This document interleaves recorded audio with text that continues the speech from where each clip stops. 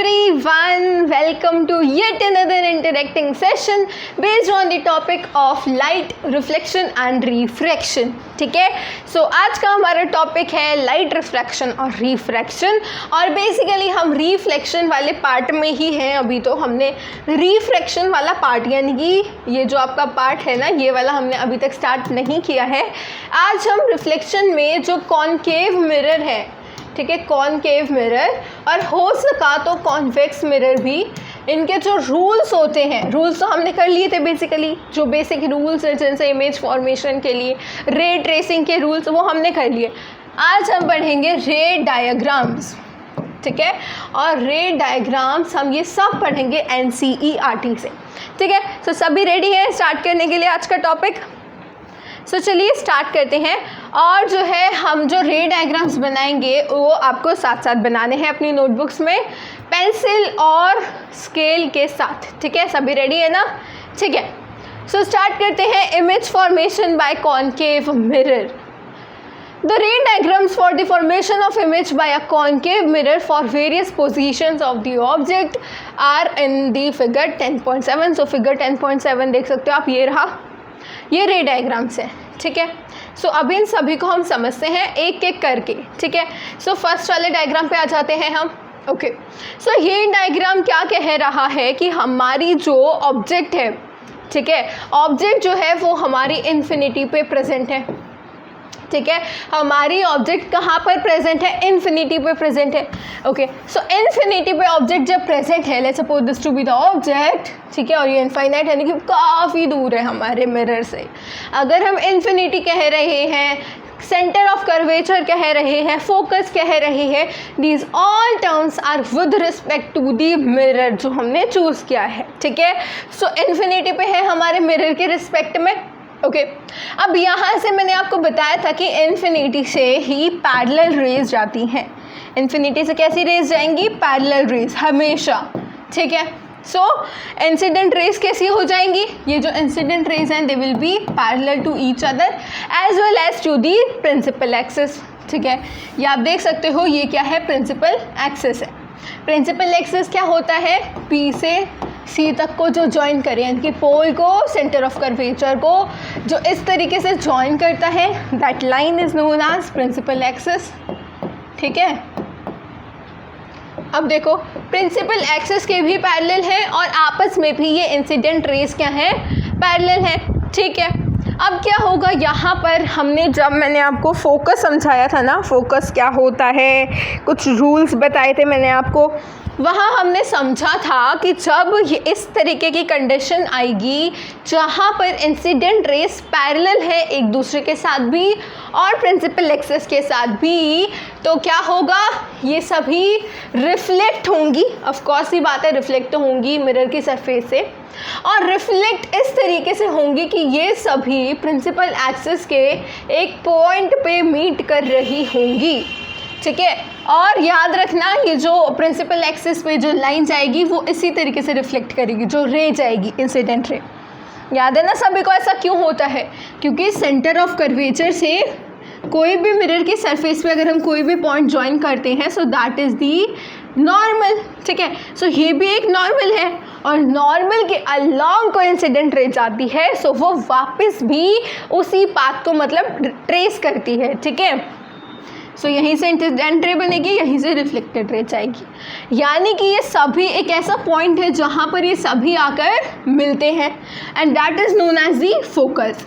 सो first condition में क्या हो रहा है? जब हम ऑब्जेक्ट को इन्फिनिटी पे रखते हैं तो जो रेज है वहाँ पर वो पैरेलल जा रही होती हैं। और सो एक बात का ध्यान रखना, मैंने आपको बताया था वर्चुअल और इरेक्ट वाला, कहा था ना, इम्पॉर्टेंट है, याद रखना, आगे काम आएगा। वर्चुअल और इरेक्ट, रियल और इन्वर्टेड, ये दोनों केसेस यानी कि वर्चुअल के साथ इरेक्ट, रियल के साथ इन्वर्टेड हमेशा एक साथ रहते हैं, और ऑलरेडी मैं सबका मीनिंग आपको एक्सप्लेन कर चुकी हूँ। इन्वर्टेड क्या होता है? बेसिकली लेट्स सपोज ये हमारी ऑब्जेक्ट है इस तरीके से, सो जो इमेज होगी, इन्वर्टेड मीन्स उल्टा, इमेज इसकी इस तरीके की बनेगी, दिस इज़ द इन्वर्टेड, ठीक है। सो इन्वर्टेड क्लियर हुआ। और रियल और वर्चुअल तो मैंने आपको पहले ही बता दिया था। और और इरेक्ट की बात करूँ तो इस तरीके की ऑब्जेक्ट है, तो इसी तरीके की इमेज देखने को मिल रही होगी। ठीक है, अब जो है आपको इसमें इतना तो क्लियर हो चुका है, रे डायग्राम्स वगैरह। अब जो फाइनली जो कंक्लूजन है, यानी कि ऑब्जेक्ट ने जो इमेज फॉर्मेशन करी है, उस इमेज की करेक्टरिस्टिक जानने के लिए आप मुझे खुद बताओ, इन्फिनिटी पे कोई ऑब्जेक्ट रखी होती है तो क्या आप आसानी से देख पाते हो?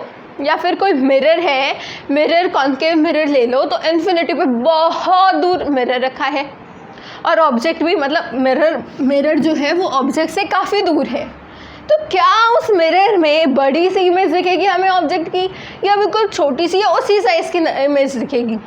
सिंपल सी बात है, काफ़ी छोटी हमें इमेज देखने को मिलती है। और यहाँ पर जो है आप रे डायग्राम के थ्रू भी समझ सकते हो। ये देखो फोकस पे आप देखो, ये पॉइंट है ना, दिस इज़ द इमेज। यहाँ पर पॉइंट साइज्ड इमेज बनी है, ठीक है, पॉइंट साइज्ड इमेज है। और मुझे बताओ जल्दी से, जो इमेज है वो कॉन्केव मिरर के आगे की तरफ बनी है, यानी कि रेज जो है वो एक्चुअल में मीट करी हैं, एक्चुअल मीटिंग हुई है, तो कैसी इमेज बनेगी हमारी? Real image. ठीक है, कैसी इमेज है? Real image. प्लस मैंने आपको बताया था रियल के साथ हमेशा इन्वर्टेड रहेगा। ठीक है, यहाँ तो आपको समझ नहीं आएगा इन्वर्टेड है कैसा है, बट आगे के केसेस में जब आप देखोगे तो समझ जाओगे रियल के साथ क्या होता है, हमेशा इन्वर्टेड। सो अब आप क्या करो, इन सभी रे डायग्राम्स को पहले समझने की कोशिश करो। इन्फिनिटी का केस हमने डिस्कस कर लिया, पहले हमने ऑब्जेक्ट को बहुत दूर रख दिया, ठीक है, इमेज कहाँ बनी? यहाँ मिरर के पास में, ठीक है। फिर हम ऑब्जेक्ट को थोड़ा और पास लेकर आए मिरर के, यानी कि हमने बियॉन्ड सी, यानी कि सेंटर ऑफ कर्वेचर से थोड़ा दूर रखा, ठीक है। फिर इमेज कहाँ बनी? फोकस से थोड़ा और इधर बन चुकी और थोड़ी नज़र आने लगी, यानी कि बड़ी हो चुकी है। अब यहाँ देखो, अब बियॉन्ड सी यानी कि कर्वेचर से भी इधर हमने रखा था सेंटर ऑफ कर्वेचर से, अब हमने सेंटर ऑफ कर्वेचर पे रख दिया, तो ऑब्जेक्ट भी सेंटर ऑफ कर्वेचर पे और इमेज भी सेंटर ऑफ कर्वेचर पे। और आप देखोगे यहाँ साइज बिल्कुल सेम रहेगा ऑब्जेक्ट और इमेज का, ठीक है। फिर सेंटर ऑफ कर्वेचर से और थोड़ा हम ऑब्जेक्ट को सेंटर ऑफ कर्वेचर और फोकस के बीच में, इन दोनों के बीच में हमने ऑब्जेक्ट को रख दिया। इमेज कहाँ बनी? यहाँ बन गई बियॉन्ड सी। इसी तरीके से अब देखो, अब हमने सेंटर ऑफ कर्वेचर और फोकस के बीच में रखा था, आप फोकस पे रख दो, ठीक है। जब फोकस पे आप इमेज ऑब्जेक्ट को रखोगे तो यहाँ पर इन्फिनिटी पे आपकी जो है इमेज बन रही होगी, काफ़ी बड़ी इमेज बन रही होगी, ठीक है। वो मैं आपको एक्सप्लेन करूँगी कैसे। और यहाँ जब आप बिल्कुल ही फोकस और पोल के बीच में जब आप अपने ऑब्जेक्ट को रखोगे तो वो इन्वर्टेड हो जाएगी, ये अलग ही कंडीशन है, ठीक है। यानी कि आप ऑब्जर्व करो एक ट्रेंड क्या चल रहा है, जैसे जैसे हम ऑब्जेक्ट को मिरर के पास लेकर आ रहे हैं वैसे वैसे इमेज बड़ी बनती जा रही है और साथ ही साथ दूर भी बन रही है ना।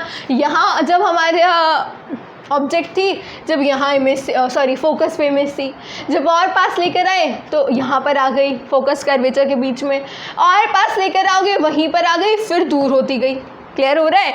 ये थोड़े ट्रेंड्स हैं। इनसे क्या होता है ना, जब आप एक बार रिपीटेडली प्रैक्टिस करोगे, ठीक है, 5-6 बार इन सभी रे डायग्राम्स की प्रैक्टिस करोगे, सुनोगे, तो समझ आ जाएंगे एक बार के लिए, ठीक है। और आप अगर रिविजन करते रहोगे तो ये आपको याद रहेंगे। लेकिन इन केस अगर आप भूल जाते हो तो आपको ये ट्रेंड याद रहना चाहिए कि जैसे जैसे ऑब्जेक्ट को हम मिरर के पास लेकर जाएंगे, सो जो ऑब्जेक्ट का साइज़ है वो बढ़ता जाएगा, प्लस जो इमेज है वो मिरर से दूर होती जाएगी, इमेज मिरर से दूर होती जाएगी। कोई ऐसे ट्रेंड हैं जो आपकी एग्ज़ाम में हेल्प कर सकते हैं। मतलब ये क्वेश्चन नहीं पूछा जाएगा क्या होगा ऐसा, बस आप जब रे डायग्राम वगैरह बना रहे हो तो आपके दिमाग में जब ये बात फिट रहेगी ना तो आपको हेल्प मिल सकती है, ठीक है। अब ये देखो सेकेंड कंडीशन में क्या हो रहा है, हमने ऑब्जेक्ट को बियॉन्ड सी रखा, ठीक है, ऑब्जेक्ट बियॉन्ड सी, ठीक है, यानी कि सेंटर ऑफ कर्वेचर, ठीक है। अब आपको याद है वो रूल, जब हम सेंटर ऑफ कर्वेचर से रे को पास कराते हैं, एक मिनट, एक बात और ध्यान रखना, मिनिमम 2 रेज होनी चाहिए, और वो 2 रेज जब मीट करती हैं तो क्या होती है, इमेज की फॉर्मेशन होती है। ठीक है, सो मिनिमम आप 2 रेज लोगे। ठीक है, और अभी हम जब रे डायग्राम्स पढ़ेंगे तो 2 ही रे का यूज़ करेंगे। ठीक है, क्योंकि देखो इमेज तो फाइनली वहीं पर मिलेगी जहाँ 2 रेज मीट करेगी, बाकी के रेज भी आके धीरे धीरे रिफ्लेक्ट होके वहीं पर मीट करेंगी। बट जो है हम जब समझ रहे हैं तो ज़्यादा कॉम्प्लिकेट करने की ज़रूरत नहीं है चीज़ों को, सो आराम से 2 रे से ही समझेंगे। ठीक है, सो आपको याद होना चाहिए कि जब हम एक रे को, ऑब्जेक्ट से हमने रे पहुंचाई, जब एक रे को सेंटर ऑफ कर्वेचर से पास कराया जाता है कॉनकेव मिरर के केस में, कॉनकेव मिरर है ना, कॉनकेव मिरर के केस में, सो वो अपने पाथ को वापस उसी पाथ पे चली जाती है, यानी कि इस पाथ से इस डायरेक्शन में आई थी, इसी डायरेक्शन में वापस उसी डायरेक्शन में चली जाएगी। सभी को पता है क्यों? क्योंकि सेंटर ऑफ कर्वेचर से जॉइन करता हुआ कोई भी पॉइंट आपकी रिफ्लेक्टिंग सरफेस को, दैट इज़ दी नॉर्मल, और नॉर्मल पे अगर हमारी इंसिडेंट रे आएगी, क्योंकि वो एंगल 0 डिग्री बना रही है, तो उसी एंगल से वापस चली जाएगी, यानी कि उसी पाथ को फॉलो करेगी। ठीक है भाई, इतना क्लियर हो गया है? ओके, सो इस रे का क्लियर हुआ आपको कि ये कैसे आई और कैसे ये वापस इसी पाथ तक जा रही है। और अगर मैं बात करूँ यहाँ की, सो ये भी काफ़ी सिंपल है, पैरेलल है प्रिंसिपल एक्सिस से, पैरेलल है तो फोकस के थ्रू पास करेगी। So this is the focus, focus के थ्रू पास हो गई। ठीक है, सो ये हो गया फोकस, ये हो गया सेंटर ऑफ कर्वेचर। एक रे जा रही है सेंटर ऑफ कर्वेचर से, एक रे जा रही है फोकस से। ठीक है, इमेज फॉर्मेशन कर दो। बेसिकली अब आप देख सकते हो यहाँ पर ये वाला ऐसा पॉइंट है जहाँ पर ये दोनों रेज मीट कर रही हैं, है ना, ये वो पॉइंट है जहाँ रेज मीट कर रही हैं। एक तो ये सेंटर ऑफ कर्वेचर से जो गई थी, और एक जो कि पैरेलल गई थी प्रिंसिपल एक्सिस से। सो अब आप इमेज फॉर्मेशन कैसे करोगे? एग्जैक्टली आपको ये देखना है कि जो प्रिंसिपल एक्सिस है उस पॉइंट से लेकर जो मीटिंग पॉइंट है वहाँ तक आपको उस ऑब्जेक्ट को ड्रॉ करना है। अब यहाँ पर क्योंकि हम एरो ले रहे हैं, सो हम एरो को ही ड्रॉ करेंगे। ठीक है, सो ये आपका साइज़ भी यही बताएगी, प्लस आपका जो है इमेज जहाँ पर ये पॉइंट हुई है ना, मीट हुई है ना रेज, वहाँ से लेकर प्रिंसिपल एक्सिस तक का डिस्टेंस ही कवर करेंगे। और देख सकते हो यहाँ पर आप इमेज उल्टी है। ठीक है, ऑब्जेक्ट ऐसी थी, इमेज इस तरीके की बनी है और छोटी बनी है। ठीक है, लेकिन छोटी इतनी छोटी नहीं है जो हमें दिखी नहीं रही। फर्स्ट केस में क्या था, इतनी छोटी थी जो कि हाईली डिमिनिश्ड हमने लिखा था, जो हमें दिखी नहीं रही थी, है ना। यहाँ पर आप जो लिखोगे कैरेक्टरिस्टिक ऑफ इमेज, वो लिखोगे इमेज बनी है बिटवीन सी एंड एफ, यानी कि centre of curvature and focus. इसका मतलब है बिटवीन लिख लेना। ठीक है, और कैसी है, हमेशा जब मिरर के आगे बन रही है इमेज, एक्चुअल में मीट हुई है हमारी रिफ्लेक्टेड रेज, यानी कि रियल इमेज है, इन्वर्टेड इमेज है। इन्वर्टेड तो आप देख ही सकते हो, उल्टी इमेज बनी हुई है, और साथ ही साथ छोटी है थोड़ी actual size of the object से, सो डिमिनिश्ड इमेज है। ठीक है, सो सेकेंड केस का ये याद हो गया सभी को। ठीक है, रे डायग्राम क्लियर हुआ, किस तरीके से ड्रॉ करना है, किस तरीके से समझना है। ओके, फर्स्ट केस का फिर से रिवाइज करें। ऑब्जेक्ट जब हमने इन्फिनिटी पे रखी थी, सो जो हमारी रिफ्लेक्टेड रेज थी, क्योंकि वो पैरेलल जा रही है प्रिंसिपल एक्सिस से, सो जब वो रिफ्लेक्ट होकर आ रही थी, इंसिडेंट रे जब वो रिफ्लेक्ट होकर आ रही थी, वो फोकस पॉइंट से आ रही थी। ठीक है, और फोकस पॉइंट पे पॉइंट साइज्ड इमेज बनी थी, image formed at focus, point sized, but real और इन्वर्टेड तो आप ऐड कर ही दोगे। ठीक है, अब थर्ड कंडीशन पे आ जाते हैं। थर्ड कंडीशन क्या कह रही है कि हमारी जो ऑब्जेक्ट है, ऑब्जेक्ट रखी है हमारी सेंटर ऑफ कर्वेचर पे, पहले रखी थी इन्फिनिटी पे, फिर बियॉन्ड सी रखी, अब रख दी हमने सेंटर ऑफ कर्वेचर पे। अगेन वही रूल्स फॉलो करने हैं, एक करवा दो आप पैरेलल टू प्रिंसिपल एक्सिस, और एक करवा दो पैरेलल टू प्रिंसिपल एक्सिस, और एक आप करवा सकते हो कि आपके जैसे फोकस पॉइंट से जाकर फिर वो वापस से पैरेलल आती है, यानी कि फर्स्ट और सेकंड जो था आपका याद है कि भाई फोकस पैरेलल टू आपके प्रिंसिपल एक्सिस जाएगी, फोकस से पास करेगी, और एक थी अगर इंसिडेंट रे फोकस से पास करेगी तो पैरेलल टू प्रिंसिपल एक्सिस आएगी, राइट, याद है ना सभी को। सो यहाँ पर फर्स्ट कंडीशन में क्या किया हमने, इंसिडेंट रे को parallel to the principal axis इस तरीके से करवा दिया। Okay, this is the incident ray.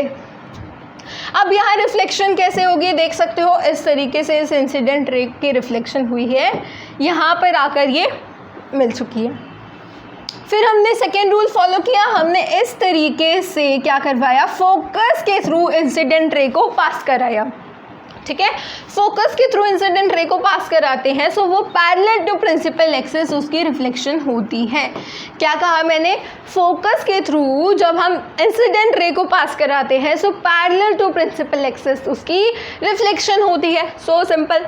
अब देखो यहाँ पर ध्यान से, इन दोनों का जो मीटिंग पॉइंट है यहाँ पर ये आई, फर्स्ट वाली कंडीशन वाली रिफ्लेक्टेड रे यहाँ पर आई और सेकेंड कंडीशन की रिफ्लेक्टेड रे भी आकर यहीं पर मीट हुई, यानी कि ये बन जाएगा आपका इमेज वाला पॉइंट, ठीक है। प्रिंसिपल एक्सिस से यहाँ तक ज्वाइन कर दो, इस तरीके से कर दिया। अब आप देख सकते हो इमेज जो है वो सेम साइज़ की बनी है जैसी ऑब्जेक्ट का साइज़ है, ठीक है, same size as that of object लिख सकते हो, सेम साइज़ की बनी है। जब हमने ऑब्जेक्ट को रखा सेंटर ऑफ कर्वेचर पे so image form that, image भी हमारी सेंटर ऑफ कर्वेचर पर ही बनी। और क्या लिख सकते हो, अगेन रियल कॉमा इन्वर्टेड, ये तो हमेशा एक साथ ही रहेंगे, ठीक है। सो ये कुछ पॉइंट्स हैं इस वाली कंडीशन के लिए जो कि आप याद रख सकते हो, ठीक है। क्लियर है सभी को, सिंपल है ना सभी पॉइंट्स, ठीक है। जल्दी से मुझे बताओ 4 सेक्शन में सभी को क्लियर हो रहे हैं या दोबारा रिवाइज करें। इस वाले को देखो दोबारा, क्या हुआ यहाँ पर, हमें क्या करना है, 2 रेस को मिनिमम पास कराना है। तो हमने इस कंडीशन में सोचा कि एक रे को तो पैरेलल कर लें प्रिंसिपल एक्सिस से और एक रे को फोकस के थ्रू पहुँचा देते हैं इंसिडेंट रे, ठीक है। सो जब हम पैरेलल पहुँचाते हैं इंसिडेंट रे को प्रिंसिपल एक्सिस से, सो जो रिफ्लेक्शन होती है वो फोकस के थ्रू होती है। सो ये हो गई हमारी रिफ्लेक्शन, ठीक है। और इस वाली कंडीशन में जब फोकस के थ्रू इंसिडेंट रे गई है सो रिफ्लेक्शन होगी parallel to the principal axis, ये मीटिंग पॉइंट हो जाएगा और ये इमेज की फॉर्मेशन हो जाएगी। क्लियर है सभी को, ठीक है। सो फोर्थ कंडीशन को देखते हैं। फोर्थ कंडीशन में क्या है, हमारी ऑब्जेक्ट रखी है सेंटर ऑफ कर्वेचर वाला हो गया। अब हम ऑब्जेक्ट को रखेंगे सेंटर ऑफ कर्वेचर और फोकस के बीच में, चलिए रखते हैं, रख दिया, ये रही हमारी ऑब्जेक्ट, ठीक है। इंसिडेंट रे हमने पास कराई, एक कराई parallel to the principal axis, एक कराई हमने सेंटर ऑफ कर्वेचर के थ्रू। अगेन सिंपल सी बात है, सेंटर ऑफ कर्वेचर क्योंकि वो नॉर्मल अगर हम सेंटर ऑफ कर्वेचर से रिफ्लेक्टिंग सरफेस कोई भी ड्रॉ करेंगे, कोई भी जॉइनिंग लाइन ड्रॉ करेंगे तो वो नॉर्मल कहलाएगी, ठीक है। और ये भी नॉर्मल हो जाएगी, यानी कि इंसिडेंट रे का angle equal to reflected ray का एंगल इक्वल्स टू 0 डिग्री हो जाएगा, वापस उसी पाथ पे चली जाएगी, ठीक है। यहाँ पर ये क्योंकि पैरेलल है प्रिंसिपल एक्सिस से सो फोकस के थ्रू जाएगी, ये रहा फोकस पॉइंट, ठीक है। इतना क्लियर हो चुका है। अब देखो ये जाकर कहाँ मीट कर रही, यहाँ पर आके, ठीक है। ये सेंटर ऑफ कर्वेचर से यहाँ पर आई और ये फोकस को स्ट्राइक करके यहाँ पर वापस आई, ये हो गई आपकी इमेज की फॉर्मेशन बियॉन्ड सी, ठीक है। करेक्टरिस्टिक लिखोगे इमेज फॉर्म्ड बियॉन्ड सी, यानी कि सी से भी पीछे हमारी इमेज की फॉर्मेशन हुई है। और इमेज कैसी है, रियल है, क्योंकि एक्चुअल में रेज की मीटिंग हुई है, सो रियल इमेज है, इन्वर्टेड है। और ये देखो हमारी ऑब्जेक्ट इतनी थी, इमेज इतनी है, यानी कि मैग्नीफाइड भी है, ठीक है, मैग्नीफाइड। सो ये कुछ पॉइंट्स आप इस वाली कंडीशन के लिए लिख सकते हो जहाँ पर हमने ऑब्जेक्ट को रखा है सेंटर ऑफ कर्वेचर और फोकस वाले पॉइंट के बीच में। क्लियर है सभी को ये वाला केस? ओके, अब आगे बढ़ते हैं, ठीक है। अब नेक्स्ट केस हमारा कह रहा है जहाँ पर हमने ऑब्जेक्ट को रख दिया फोकस पे, अब देखो याद है सभी को, जब हम इन्फिनिटी पे ऑब्जेक्ट को रखा था हमने तो इमेज की फॉर्मेशन फोकस पे हुई थी, याद है ना। सो जब इन्फिनिटी पे हमने ऑब्जेक्ट को रखा इमेज बनी थी फोकस पे। अब फोकस पे ऑब्जेक्ट को रख दो, इमेज बनेगी इन्फिनिटी पे। कैसे बनी चलिए देखते हैं। देखो फोकस ही अगेन आपको 2 रेस पास करानी पड़ेंगी, ठीक है। सो ये आपने बना लिया ऑब्जेक्ट से एक करा दी ray parallel to the principal axis और एक करा दी सेंटर ऑफ कर्वेचर के थ्रू। अगेन सेंटर ऑफ कर्वेचर वाली इस तरीके से ही चली जाएगी, वापस अपने पाथ को फॉलो करेगी और जो ये पैरेलल गई है प्रिंसिपल एक्सिस से वो फोकस वाले पॉइंट से पास करेगी, ठीक है। सो ये कर्वेचर वाला पार्ट इस तरीके से चलता रहेगा और ये देखो अब ये दोनों क्या हो चुके हैं, पैरेलल हो चुके हैं, इस तरीके से आगे बढ़ेंगे ये। अब आप खुद ही बताओ क्या पैरेलल रेस कभी मीट करती है, हाँ या ना? करती हैं, ठीक है। एक थ्योरी होती है जो कहती है कि पैरेलल रेस भी कभी मीट करती हैं, जो आप हायर क्लासेस में पढ़ोगे, ठीक है। सो कहीं ना कहीं किसी ना किसी पॉइंट पे जाके ये पैरेलल रेस भी मीट करेंगी, ऐसा कहा जाता है, ठीक है। सो अब आप देख सकते हो अगर ये पैरेलल रेज मीट करेंगी सो सिंपली हम क्या कहते हैं, ये पैरेलल रेज मीट करेंगी कहीं बहुत दूर के डिस्टेंस पे जाके, और वो बहुत दूर का डिस्टेंस हम कहते हैं इन्फिनिटी। यानी कि इमेज की फॉर्मेशन हुई है एट इन्फिनिटी। इमेज क्या होगी, हाईली मैग्नीफाइड होगी इमेज, ठीक है। क्या लिखोगे, हाईली मैग्नीफाइड इमेज, और आप लिख सकते हो रियल, और साथ ही साथ इन्वर्टेड भी हमारी इमेज होगी, ठीक है। सो ये हो गए आपके कुछ पॉइंट्स जब हमने ऑब्जेक्ट को फोकस पे रखा था, है मतलब, ठीक है। सो अब आते हैं हम अपने लास्ट केस पे जो कि कहता है कि हमने ऑब्जेक्ट को, अब देखो धीरे धीरे हम आगे सरका रहे हैं अपने ऑब्जेक्ट को।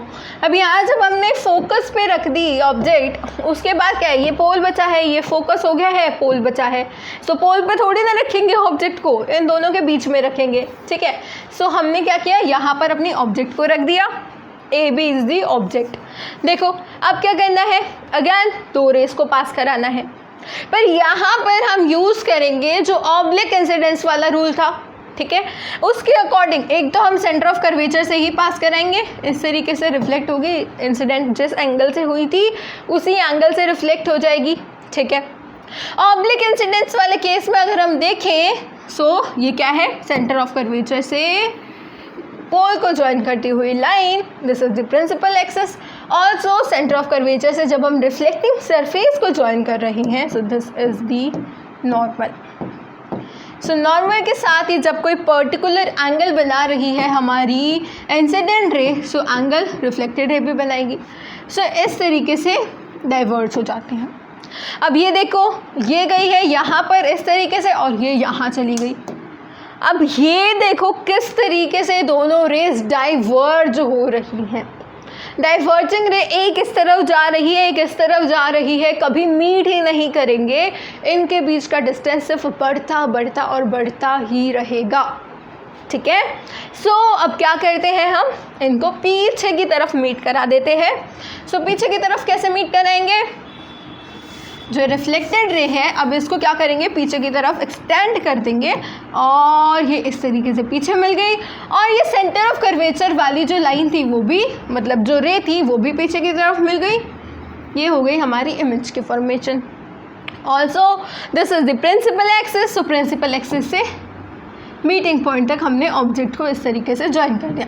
So this is the image, ये बन गई हमारी इमेज। ये क्या हो गई, इमेज की फॉर्मेशन। अब यहाँ पर आप कैरेक्टरिस्टिक पॉइंट लिख सकते हो इमेज के।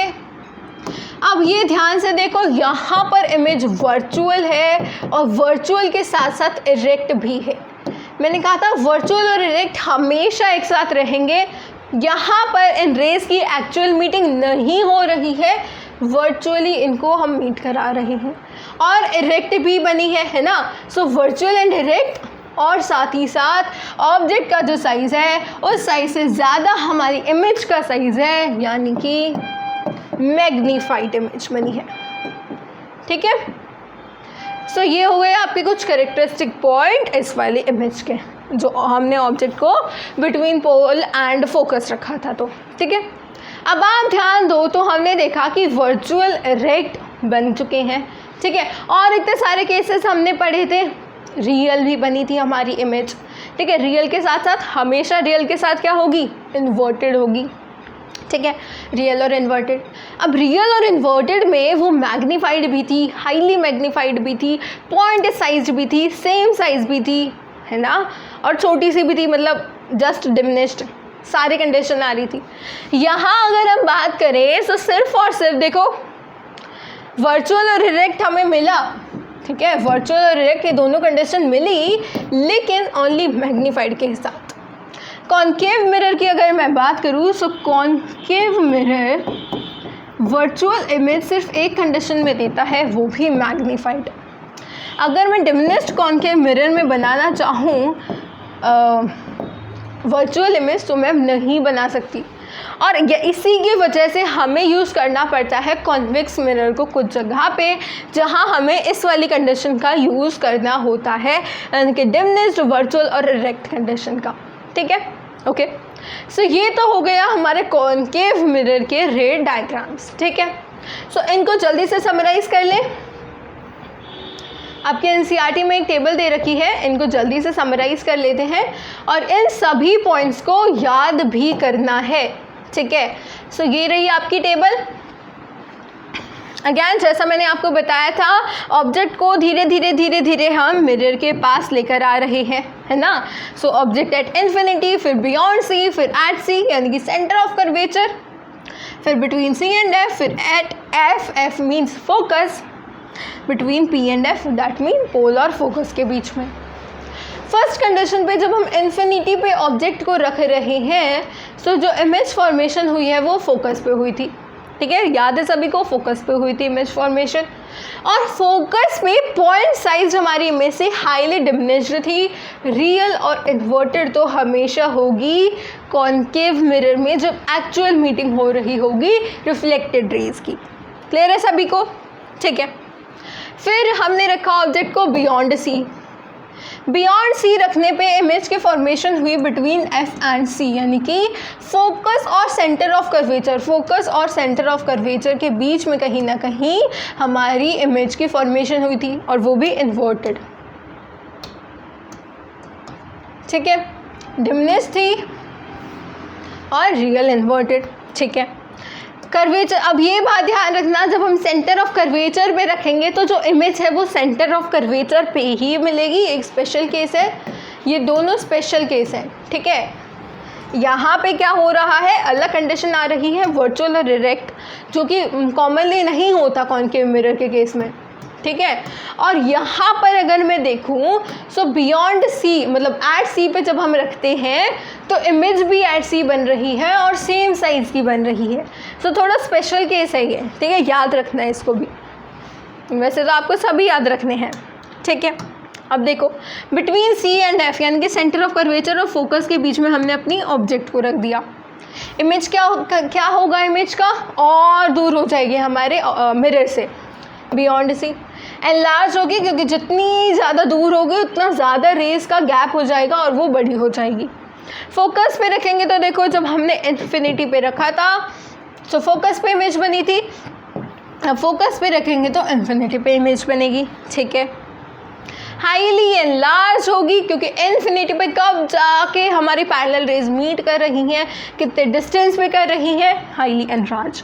और ये तो आपको याद रखना ही है, behind the mirror enlarged, virtual और इरेक्ट होगा पी एंड एफ वाली कंडीशन में, ठीक है।